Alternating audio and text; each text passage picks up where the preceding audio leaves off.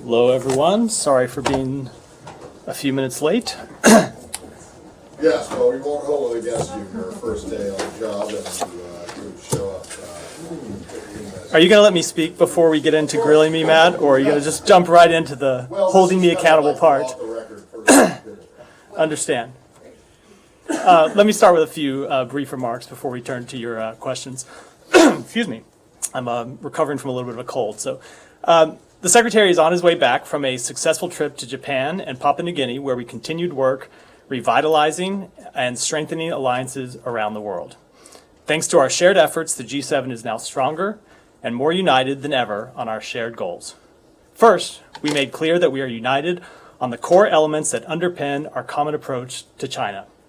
We stand together as partners on a set of core shared principles. Second, we are deepening our cooperation on economic security and resilience, which includes strengthening and diversifying supply chains, launching a new coordination platform to help deter and counter economic coercion, and affirming the need to protect emerging technologies. Third, we reaffirmed our commitment to addressing global challenges, including the climate crisis. We launched a Clean Energy Action Plan, which underscores the need for investment and incentives to build a clean energy economy of the future and create jobs at home and around the world. We made clear we will continue to support the people of Ukraine as they defend themselves against Russia's invasion. In coordination with the G7, Australia, and other partners, we imposed new sanctions to further degrade Russia's military and deny Russia resources to fuel its continued aggression and abuses against the people of Ukraine. The sanctions hit over 200 entities, individuals, vessels, and aircraft. Finally, President Biden announced our 38th tranche of security assistance for Ukraine's courageous defenders, including fourth-generation fighter aircraft training. We are honoring our commitment to stand with Ukraine as long as it takes. We welcome and support Ukraine's commitment to a just peace based on fundamental principles enshrined in the United Nations Charter. And then let me just close by saying, earlier today, while in Papua New Guinea, Secretary Blinken reaffirmed our continued commitment to the Indo-Pacific and affirmed a vision of cooperation and partnership to address shared challenges, bolster Pacific regionalism, advance economic growth and sustainable development, maintain peace and security in the region, and expand opportunities for our people. And with that, before I go to Matt, let me just say a few personal comments, and that's that it is both an honor and a privilege for me to stand here before you to speak to you and to the American people about the work that the men and women in this department do every day on their behalf. I have long admired the work that goes on in this room, both from my predecessors that have stood here to take your questions and of all of you who do so much to explain the work that we do to the American public and to the world and to hold us accountable. And so my pledge to you will be that as long as I have the privilege of coming before you to take your questions every day, I will answer them as forthrightly as I can, share as much information with you as I possibly can, and that understanding that when I mess up, which I'm sure I will, you all will hold me to account. And with that, Matt, you want to kick us off? Yes, please. Well, before I get into it, let's see. Welcome aboard. Thank you. And I'm sure you'll do just fine. 2 words of advice. Don't use the word irregardless because it doesn't exist. And also, fulsome doesn't mean what you think it means. I find myself in long-standing agreement with you on both of those issues. All right. So, anyway. And I reject the fact that the Oxford English Dictionary has changed the definition of fulsome, but I'm with you. Well, anyway, welcome. And I'm sure we'll have many fun times here in this room. Let me start with Israel and the Middle East. You put out a statement last night, or at least it was put out under your name, which was not particularly enthusiastic. Well, let's say it wasn't enthusiastic at all. It was actually highly critical of Israel's decision on Homesh settlement or outpost, as it were. I'm wondering, one, have you heard anything in response from the Israelis to your criticism?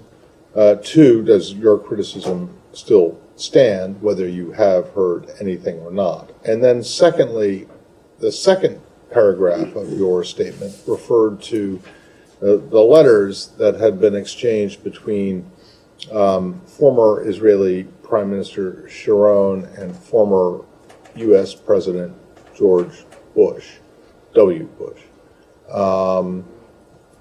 And you seem to be complaining, and this is the second time this has happened, not the first time under your name, but the second time it's happened, that you guys have complained about this. And yet, it was in fact the Obama administration that said, when it was in office, that it no longer recognized or no longer felt bound by the assurances that were given by both sides in these. So why do you expect the Israelis to uphold this when you guys haven't for 12 years? So let me start by restating what we said in the statement before I get to your questions, and that is that we are deeply troubled by the Israeli government's recent order that allowed citizens to establish a permanent presence in the Homesh outpost in the northern West Bank, which according to Israeli law was illegally built on private Palestinian land. As you referred to, Matt, as our statement said last night, this order is inconsistent with both former Prime Minister Sharon's written commitment to the Bush administration in 2004 and, significantly, the current Israeli government's commitments to the Biden administration. With respect to your question about communications with the Israeli government, of course, we engage with our Israeli counterparts on a number of levels all the time. I'm not going to get into speaking specifically about the contents of those communications. And I will say, with respect to the letters, our view has been clear and consistent that the expansion of settlements undermines the geographic viability of a two-state solution. It exacerbates tensions. It further harms trust between the two parties. And that is consistent with the views of previous administrations, both Democratic and Republican, including the views expressed in that exchange of letters.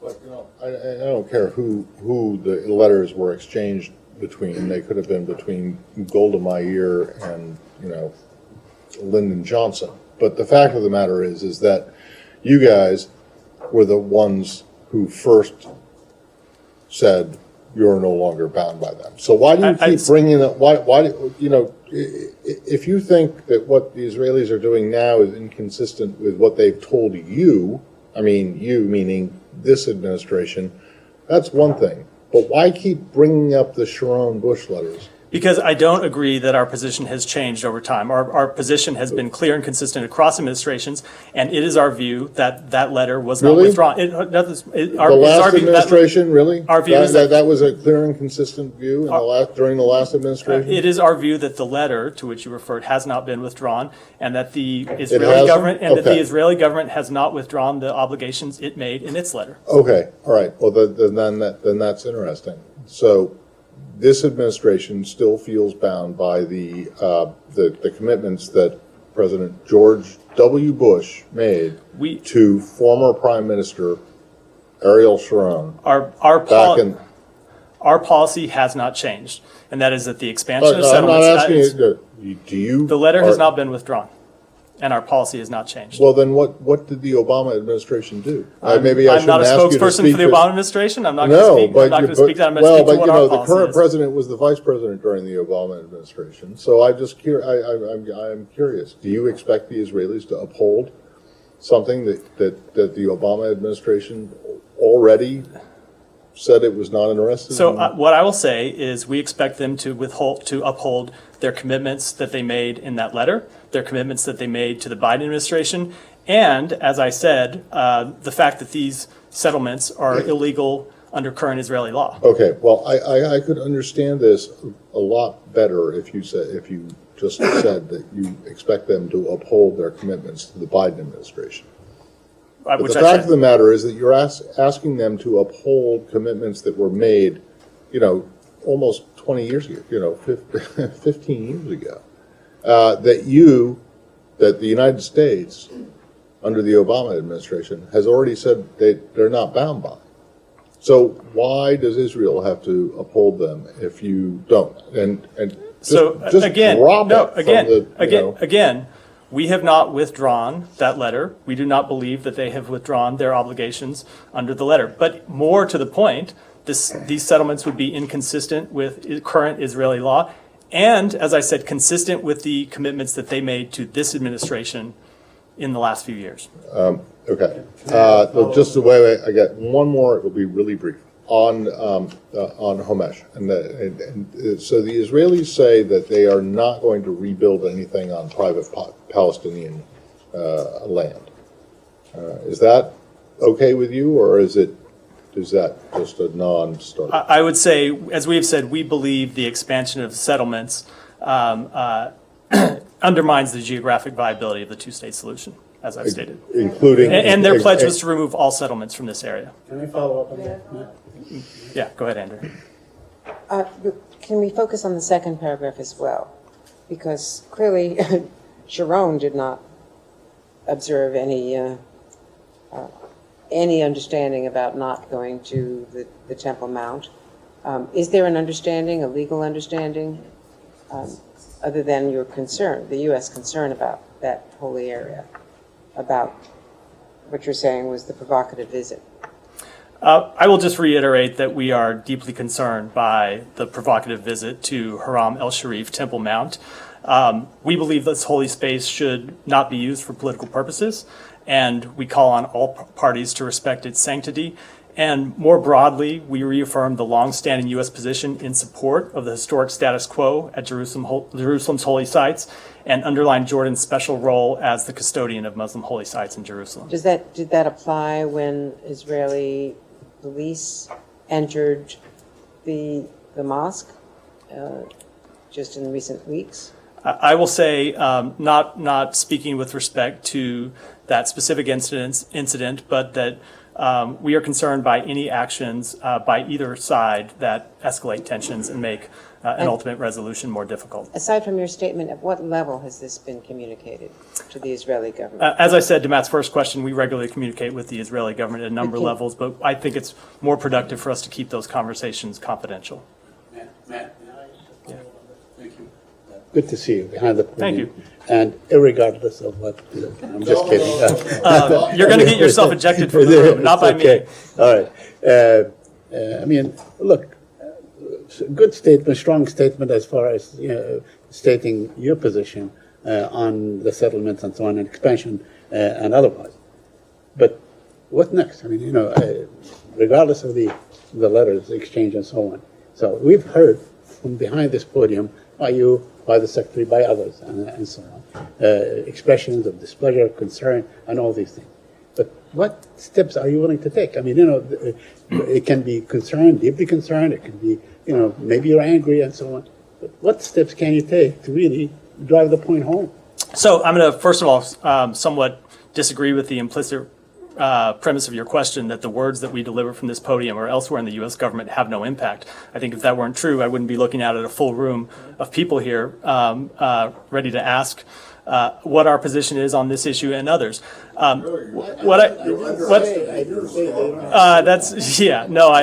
think that's one thing I definitely don't. What I'll say, Saeed, is that we will continue to make our views known. Or we'll make our views known publicly, as we did in the statement last night, as I am here, and we will continue to make our views known privately. Well, are we ever going to hear or else kind of a thing? You do this or else. This is our position. And, just before you answer that, let me ask you about my own village. I mean, there are plans today to build in my own village, in Abu Dis, 400 housing units. So, I mean, it seems that the Israelis, they may take what you say very seriously, but then they go on with their own plans. I will say, with respect to those reports, we have made abundantly clear on a number of occasions that the Biden administration, like most before it, views the expansion of settlements as counterproductive and an obstacle to peace that undermines the geographic viability of a two-state solution. And, Saeed, we will continue to make that view clear, both publicly and privately, to governments in the region. Building 400 housing units in the heart of that town, it will make like Hebron. It will be a flashpoint. It will be constant confrontations and so on. How would you dissuade them from doing such a thing? We will Before it continue to make our views known as I have just done. Mayor. Hi, Matt. Welcome. And good luck with your new gig. Thank you. So I just want to move to China. A lot of things happened over the weekend, and President Biden said a shift in ties could occur shortly. We've seen Chinese MFA come out and respond to that. I don't want you to read President Biden's mind, but then I am curious if his comments were a reference to Secretary Blinken possibly rescheduling the Beijing trip. When can that happen? And after this weekend, do you see it more likely to happen sooner rather than later? So I don't have any announcements, as you probably anticipated, I would say. Don't have any announcements about rescheduling that trip or other further travel.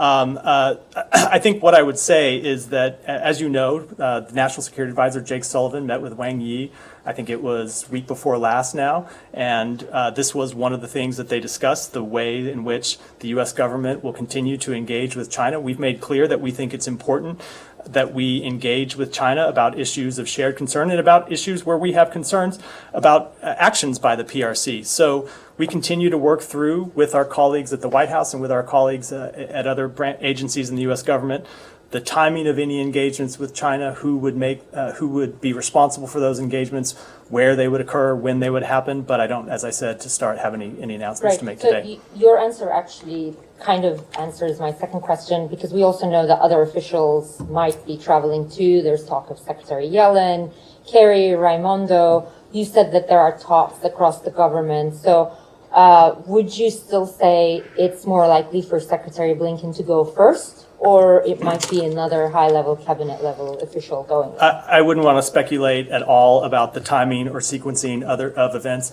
Secretary Blinken has made clear that he looks forward to rescheduling that visit when conditions allow, but I don't have any announcements to make about when it'll happen. And I have something specific on the Marshall Islands. So I just want you guys to clarify when you expect to finalize the new COFA agreement with the Marshall Islands, because Joe Yun was just there for 3 days. You guys have been negotiating this for more than a year, and he told Reuters on Saturday that he hoped to finalize the deal within the coming weeks. But then Secretary Blinken told the Pacific Islands Forum today, U.S. is looking forward to entering negotiations with the Marshall Islands. Did he misspeak, or can you explain what? No, we continue to work on that matter. It's a high priority for us, but I don't have any further details to offer about when such negotiations could be concluded. Do you think the fact that it wasn't signed on this one was some sort of a setback, or?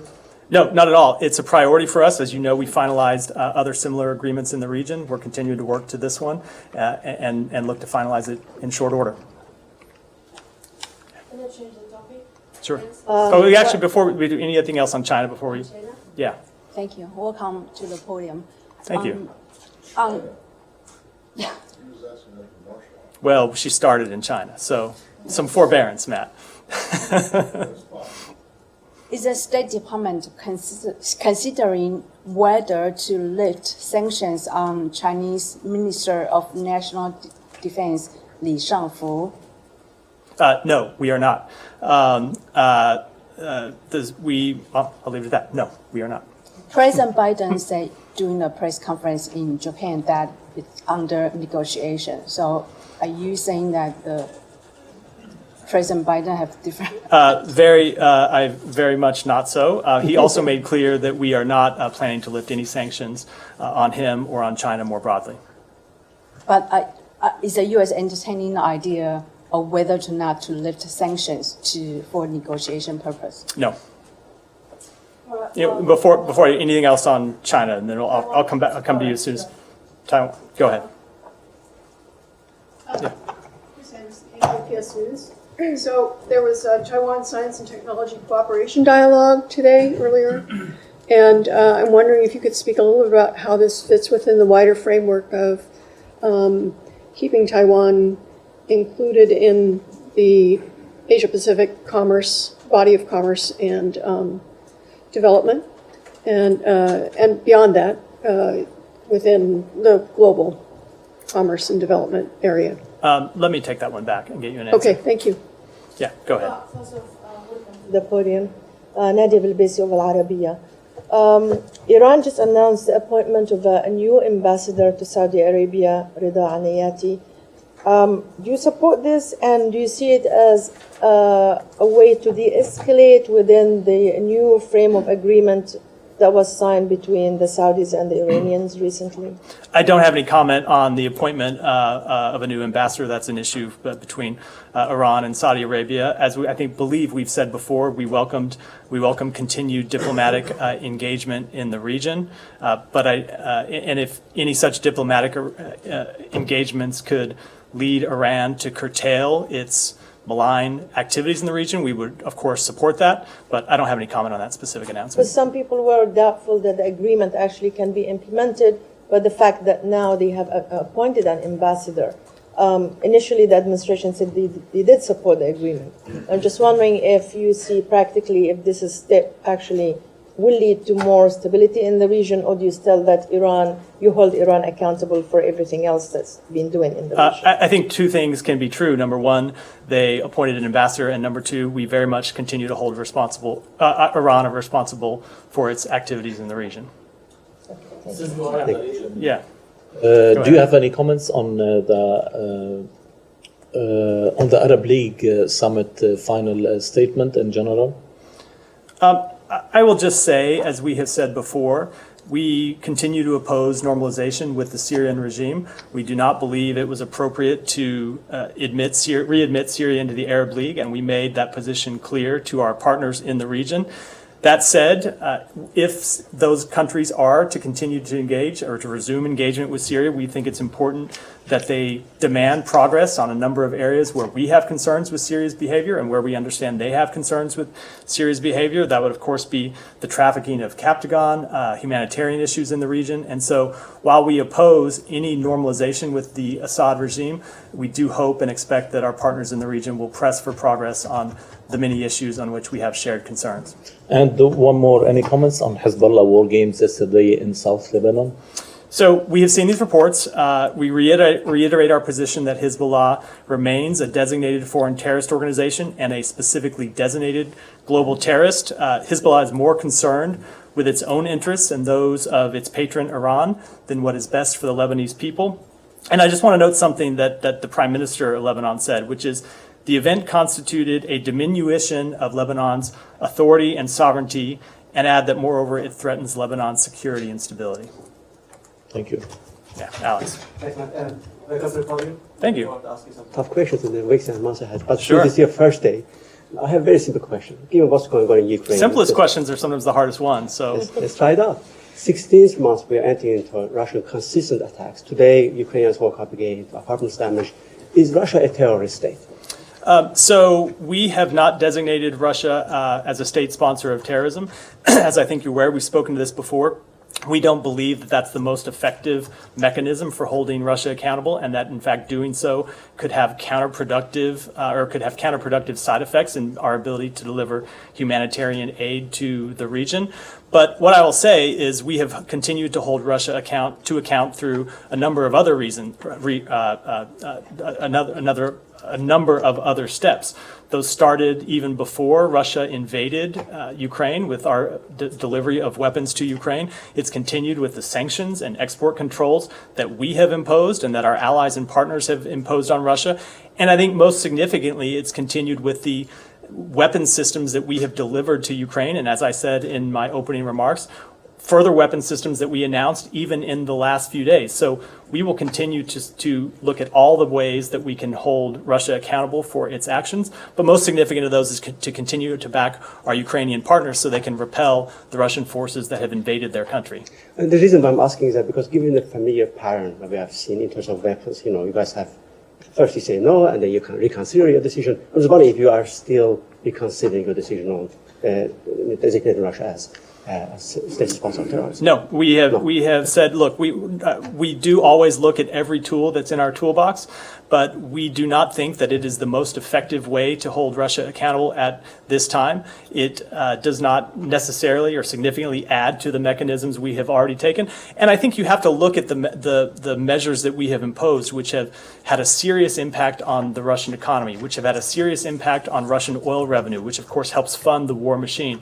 And so while we will always look at what other measures are appropriate to impose on Russia, I'm not going to make any apologies for the measures that we have imposed to date. And let me give you a sense of what's going on in Belgorod. What's the limited number of questions from one reporter before we move on? I'm new here, so... I promise my last one on this. In Belgorod, what's going on there? So what's your sense of... What's going on where? In Belgorod. In Belgorod. The border, Russian-Ukrainian border, which is the Russian side of the town. Do you have any sense of what's going on and its implications? I don't have any updates on activities on the ground. I would refer you to the Pentagon for any updates, or of course, the Ukrainian government. Can I follow up on that one? Yeah. So in Belgorod, there are obviously these reports, and there's images online that suggest American weapons have been used. So I know you don't know, but do you support U.S. weapons being used on Russian territory, and would that change the calculus of providing F-16s to Ukraine? So with respect to the calculus of providing F-16s to Ukraine, the president has made very clear that we will begin training the Ukrainian military to pilot F-16s, and we will work with our allies and partners on the provision of F-16s to Ukraine. I don't have any announcements about when or how that will happen or what countries they'll come from, but it is a priority for us, and we will begin to implement that in the coming months. And then with respect to the broader policy question, we have made very clear to the Ukrainians that we don't enable or encourage attacks outside Ukrainians' borders. But I do think it's important to take a step back and remind everyone and remind the world that, of course, it is Russia that launched this war. It's Russia that continues to launch attacks on civilians in Ukraine. It's Russia that's targeted schools and hospitals and civilian infrastructure. So it is up to Ukraine to decide how they want to conduct their military operations, but it is Russia that has been the aggressor in this war. Yeah, Jenny. Thank Do you have any updates on the efforts to free Paul Whelan or Evan Gershkovich? Has Russia engaged at all with the proposal that Secretary Blinken mentioned a couple months ago? So I don't have any specific updates with regard to the proposal that we made. As you know, as we've spoken to before, we oftentimes have found that it is not conducive to our efforts to return wrongful detainees home to speak about the details of those efforts. So we tend to, for the most part, keep them confidential. I will say that I did see Paul Whelan's comments in the interview that was released over the weekend, and I can assure him and I can assure his family member that we have no higher priority than returning him safely home to the United States. And the Secretary continues to work on it. Other people in this building, other people throughout our government continue to engage on it. And the same holds true for Evan Gershkovich. As we announced on Friday, the Russians again denied a consular visit for Evan. It was the second time that they've refused to fulfill their obligations. We will continue to press them to fulfill those obligations as they are supposed to do under consular conventions. And at the same time, we will continue to work to return both Evan and Paul to the United States. What sort of engagements have you had with the Russians on that front? Are there plans to summon Antonov, for example, over the fact that they keep denying consular access to Evan? You know, Secretary Blinken had a call with Sergei Lavrov some time ago that we made known publicly, and beyond that, for the reasons I outlined a minute ago, we'll keep the communications confidential. Will he call again? I don't have any announcements to make, and for the most part, as I've said, usually we found that it's counterproductive in such a delicate situation as returning wrongfully detained Americans home to make public all of the work that we're doing to secure their release. Yeah, go ahead. Moving on to Sudan. And do you have any update, and do you have any reason to believe that the parties will uphold this ceasefire, which is supposed to enter into force very shortly, or in a few hours? Already? Yeah, in a few hours. Do you have any reason to believe that the parties will uphold this ceasefire since they haven't upheld any other ceasefire? And could you tell us a little bit more on this monitoring mechanism and who exactly is going to be monitoring, and if that has been set up definitively ahead of this ceasefire, which is supposed to come into force? Let me make a few comments about this in response to your question. Number one, we believe this was an important agreement that for the first time was signed by the two parties. It will allow the delivery and distribution of humanitarian assistance. It will allow the restoration of essential services. The two parties are supposed to withdraw their forces from hospitals and essential public facilities. These are all important steps for the Sudanese people. And I will say, in response to your question, your first question about prospects for it, one of the things that is included in this ceasefire agreement that we think is important is this international monitoring mechanism. And I'm not going to get into all of the details of that other than to say that from our part, Ambassador Godfrey will remain in Jeddah and lead the U.S. delegation that's in charge with monitoring and implementing this agreement. Okay, and that mechanism has been set up already, or, I mean, it's set up, we know who's in it? Ambassador Godfrey will lead the U.S. For the U.S. For the U.S. I don't have any further details to make public at this time. Other than Ambassador Godfrey leading, I don't have any other specifics. Yeah. Welcome to the podium. Thank you. Thanks. Late last week, there were some reports that the Wagner Group has been trying to procure weapons for its fighters in Ukraine by sourcing them from African countries, specifically Mali, and those would be going to their fighters in Ukraine. Do you have any confirmation of that or any sort of additional details? Yeah, what I'll say is we do believe that Wagner is trying to obscure its efforts to acquire military equipment for use in Ukraine, including by working through third-party countries where it has a foothold. We have been informed that Wagner is seeking to transit material acquisitions to aid Russia's war through Mali and is willing to use false paperwork for these transactions. In fact, there are indications that Wagner has been attempting to purchase military systems from foreign suppliers and route these weapons through Mali as a third party. We have not seen, as of yet, any indications that these acquisitions have been finalized or executed, but we are monitoring the situation closely. We have sanctioned a number of entities and individuals across multiple continents that support Wagner's military operations, and we will have more to share on this question soon. Is there any sense that this might have been what happened in South Africa? I mean, there was a lot of confusion related to the ambassador's comments a few weeks ago now that there was shipments of weapons going out. He would bet his life on it. The South African government obviously objected to that characterization, and there was some confusion as to where I think all of that ended up, and the South African government is looking into it. Is there a sense that it might not have been South Africa that was shipping weapons, but that possibly a third-party group like Wagner or another mercenary group was trying to use that port or ship weapons out that were not an official sort of South African weapons shipment? I don't think I have anything to add other than what we said several weeks ago, which is we were concerned about that incident in South Africa, but I don't have any further details to share. Can you just say how recent are the guidance that you just read on Mali? Is that from like a couple of days ago, or is it from December? It's new. This is a new matter. A new concern from the United States. No, the broad concern is not new. These are new specific details. No, I get that, but that language and the specific allegation that they might be trying to get stuff from Mali. How new? Like a day? The last several days. I think we made it public in under some form or fashion. It was reported over the weekend and confirming it here. Thank you. Yeah. Thank you very much. Congratulations on the new role and the best of luck for the briefings. Early this morning in Manhattan, New York, there was an attack against the Turkish diplomatic mission just across the street from the United Nations as well. I think this suspect is still at large.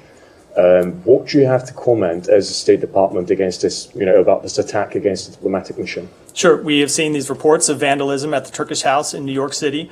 I can tell you the State Department's Diplomatic Security Service is working with local law enforcement authorities on the investigation. We condemn the vandalism. Violence against diplomatic crimes within the United States is a punishable crime. And for additional details, I'd refer you to the NYPD. A tiny follow-up on that. There's obviously a long-running history of attacks against Turkish diplomats and diplomatic missions. Even in Los Angeles, we had a diplomat that was killed by the Asala Armenian terrorist group. So have you been able to find out if there's been any plans or plots prior to this attack any threats against Turkish diplomatic missions on U.S. soil? I don't have any further details to add. Obviously, it's a matter that remains ongoing, and I think, as will often be the case about investigative matters, I would leave comment to law enforcement. In this case, the NYPD. Thank you. Thank you. Welcome. Thank you. I would like to ask on the GSM Summit in Hiroshima. Ukrainian President Zelensky joined the summit by arriving at Hiroshima on the French government airplane. I know its operation was basically arranged by French and Japanese government, but I'm wondering if United States provided any diplomatic or security support regarding this Zelensky's trip. I'm not aware of any. I would refer you to the French government and the Japanese government for further details, especially since he traveled on a French government plane. Yeah, go ahead. Thank you, and welcome to the podium. I wanted to ask you about Bakhmut. The fog of war there has been making it very difficult. I'm sorry? Bakhmut in Ukraine. So the fog of war there has made it very difficult to understand who is in control of the city. I was wondering if you could shed any light on whether the U.S. assesses that Russia or Ukraine is currently in control. Have you been in communication with your Ukrainian counterparts on the city? And does the U.S. address the situation there? We do know that there are very few Ukrainian troops.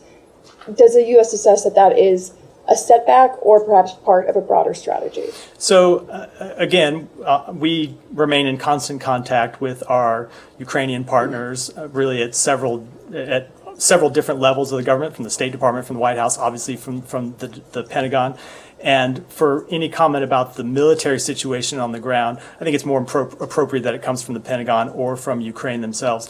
I would just note that whatever the exact situation in Bakhmut, as the president noted over the weekend, the Russian military and private military corporation, Wagner Group, collectively suffered around 100,000 casualties in its assault, and in their attack on Bakhmut, we've all seen the pictures, destroyed the city, and so of course we lament the loss of life there, but I don't have any specific comment on the situation on the ground. Yeah, go ahead. Yes, welcome. And good luck, of course. Sir, yesterday we had elections in Greece, I'm sure you know. The current prime minister, who is a pro-American, emerged as the big winner against the left. I wanted to know if you have any comment. Sure.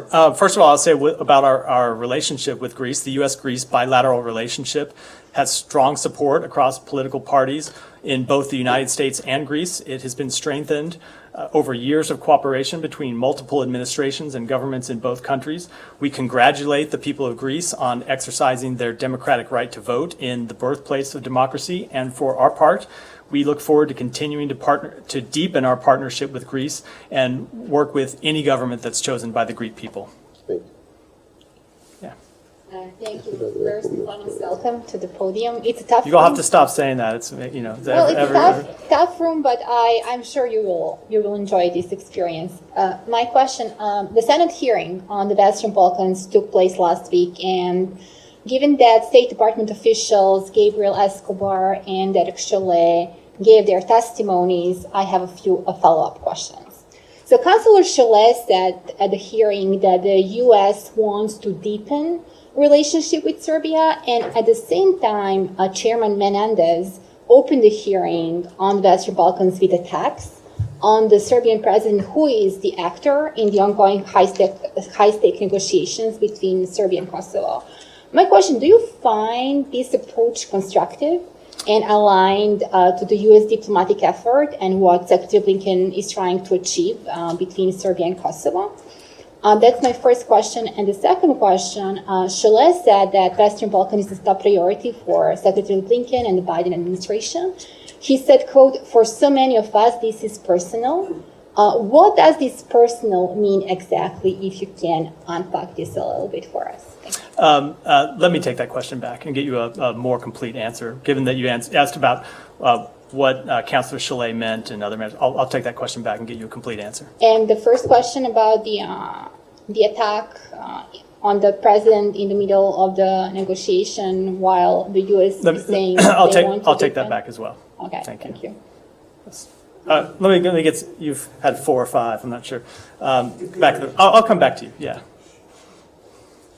Yeah. Go ahead. There was a G7 summit was going on in Japan at Hiroshima on the 19th.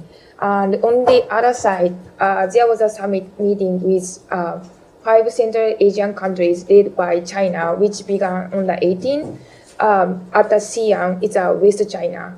How does the United States view Chinese independent diplomacy? How does the U.S. How the United States view Chinese independent diplomacy? Independent diplomacy with Yeah. respect to Ukraine? No, for in China at the Xi'an, Chinese they did a summit meeting on the 18th with Central Asian countries. Oh, sure. I will say with respect to that, we have never asked any country in the world to choose between the United States and China. As you know, Secretary Blinken traveled to Central Asia just several months ago to talk about how we can deepen U.S. diplomatic and economic ties with the region. But at the same time, we expect and understand that countries will have diplomatic relations and discuss the concerns and interests they share with China as well. Thank you.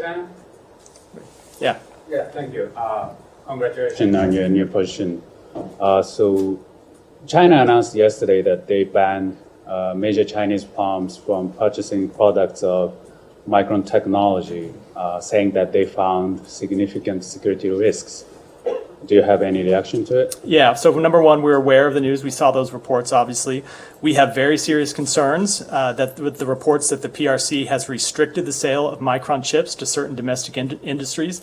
The Department of Commerce is engaging directly with the PRC to make our view clear, and broadly, this action appears inconsistent with the PRC's assertions that it is open for business and committed to a transparent regulatory framework. And another quick one. There are fake images of explosion outside the Pentagon circulated around on the internet from this morning, I think.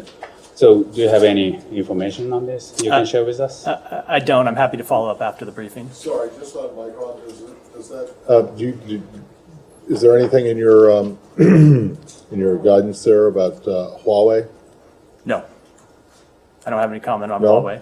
No, Okay, I think so, I think mean, our if you concerns guys- about if you Huawei guys- are well known. If you guys ban or seek to ban a Chinese company from doing, from conducting business here or overseas, why shouldn't they be allowed to do the same thing?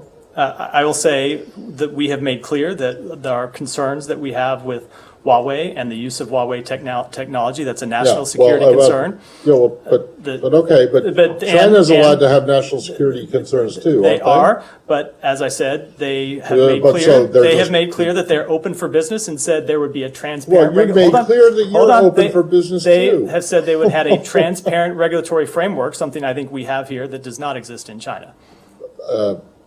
Okay, but still. I think the difference is the transparent regulatory framework. I just said the rule of law is quite clear in the United States. Okay, Less so. but well, I don't know. People are talking. There are states in the U.S. that are banning TikTok, right? Not just from government phones, but from all kinds of phones. So, I think I'm well, you may be on solid ground as it relates to the federal government, but and Huawei, but still, why can't the Chinese ban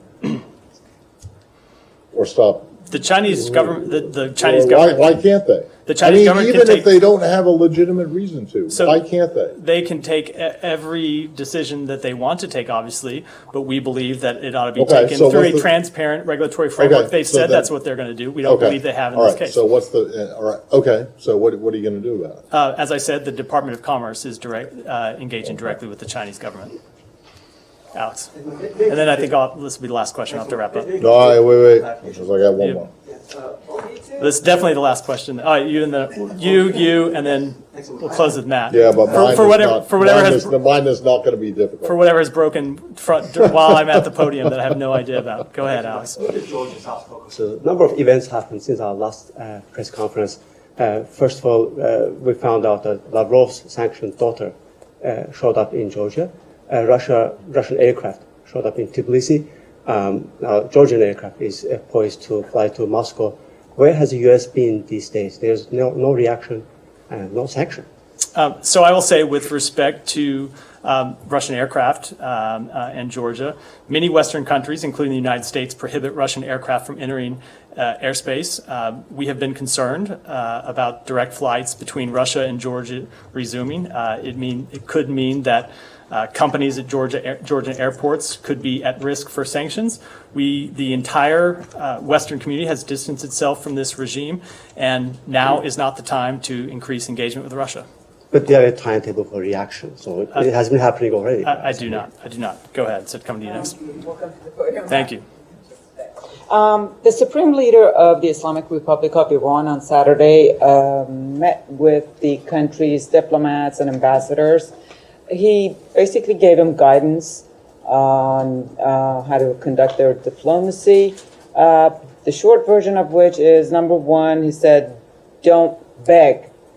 Don't conduct a quote-unquote begging type of diplomacy, even if you don't mean it, make sure it doesn't sound like you're begging. Number two, stick to our principles, Islamic Republic's principles. And when it comes to heroic flexibility, which he had used before in terms of showing flexibility during negotiations, for example, with the P5+1 about the nuclear program, he clarified here that he didn't mean that that the Iranian side give up their principles or what they believe in, but to work around anything that may come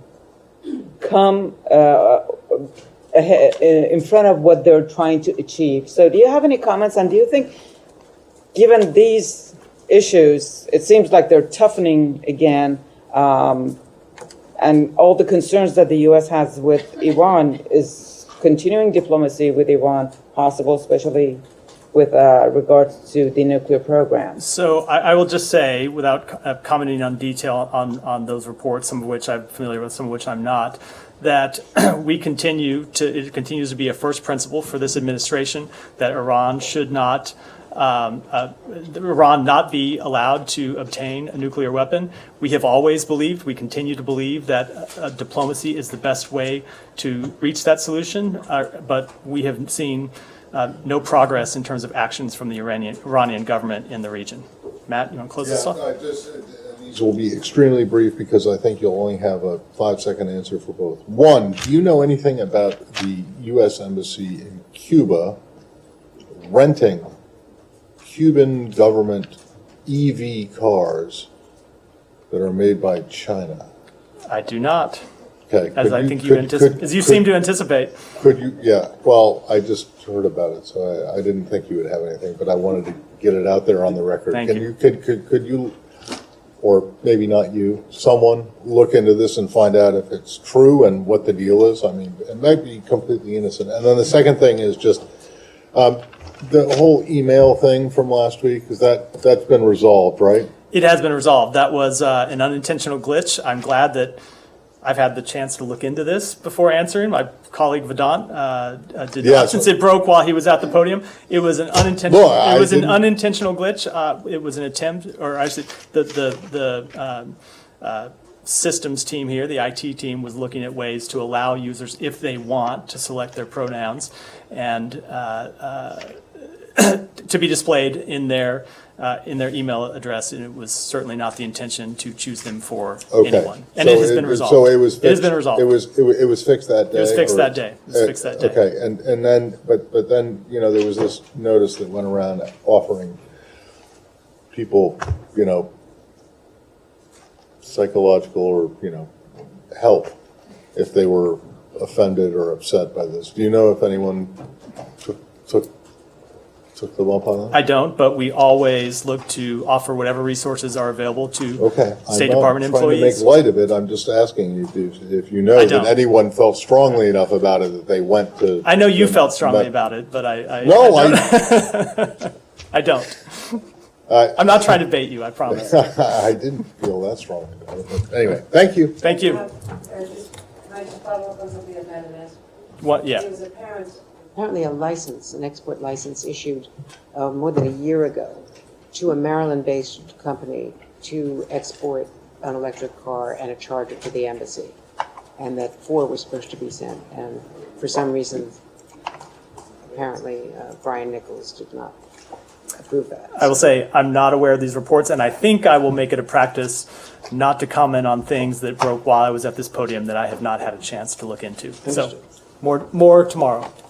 Thank you all.